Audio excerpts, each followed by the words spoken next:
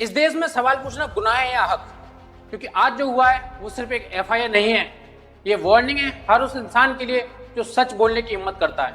एक social media platform खुरपैच, जिसने हमेशा सिस्टम की गलतियां उठाई, सड़कें टूटी हो, व्यवस्था बिगड़ी हो या आम आदमी की समस्या ठीक करके दिखाओ जैसे कैंपेन से इन्होंने कई चीजें बदलवाई हैं।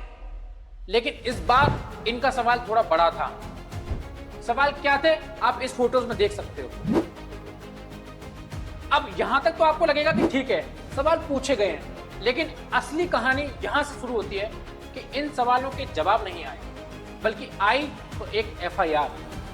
यानी सवाल पूछो और आती है और मिलती है तो एक एफआईआर। तो क्या अब नया सिस्टम यह है कि चोर आजाद रहेंगे और सवाल पूछने वाले आरोपी बनेंगे? क्योंकि सिस्टम सुधरेगा नहीं, सिस्टम सवाल करने वालों को ही चुप कराएगा। और सबसे बड़ी बात, अगर आज खुरपैच जैसे प्लेटफॉर्म को दबाया गया तो कल कोई और आवाज उठाने की हिम्मत नहीं करेगा। क्योंकि याद रखिए कि वही लोग हैं जिन्होंने ठीक करके दिखाओ जैसे कैंपेन से आपकी आवाज सिस्टम तक पहुंचाई है। आपकी आवाज आपके नेता, आपके सांसद, आपके विधायक के घरों तक पहुंचाई है। और अगर ये आवाज दबाई जाती है तो अब फैसला आपका रहेगा। खुरपैच ये कोई एक नाम नहीं है, ये एक सोच है, एक ऐसा प्लेटफॉर्म है जो बार बार सिस्टम से सवाल करता है, केवल आपके लिए।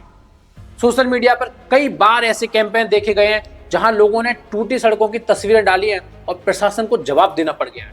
ये संभव हो पाया है तो खुरपैच जैसे एक सोशल मीडिया हैंडल के द्वारा। कहीं बिजली, कहीं पानी की व्यवस्थाएं, कभी स्थानीय समस्याओं पर आवाज उठी और एक्शन हुए हैं इन पे। यानी जब आवाज उठती है तो सिस्टम को सुनना पड़ता है। पहले काम अखबार करते थे, फिर मीडिया ने किया और आज सोशल मीडिया के कुछ प्लेटफॉर्म खुरपैच जैसे लोग कर रहे हैं, लोगों की आवाज बन रहे हैं। लेकिन अगर आज ऐसी आवाजों को भी एफआईआर से दबाया जाएगा तो कल कोई बोलेगा नहीं। नाम छोटा है लेकिन सवाल बड़े करता है।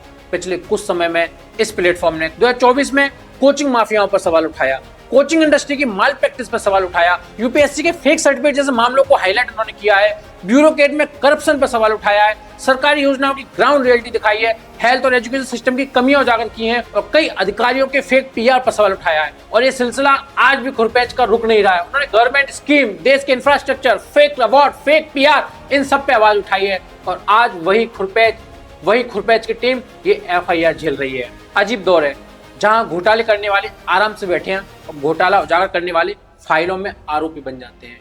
टीम खुरपैच को तलाशने से पहले ये तलाशना जरूरी है कि उन्होंने जो सवाल उठाए वो गलत है या असुविधाजनक। अगर आप भी खुरपैच को सपोर्ट करना चाहते हो तो कमेंट में जरूर लिखना, आई स्टैंड विथ खुरपैच।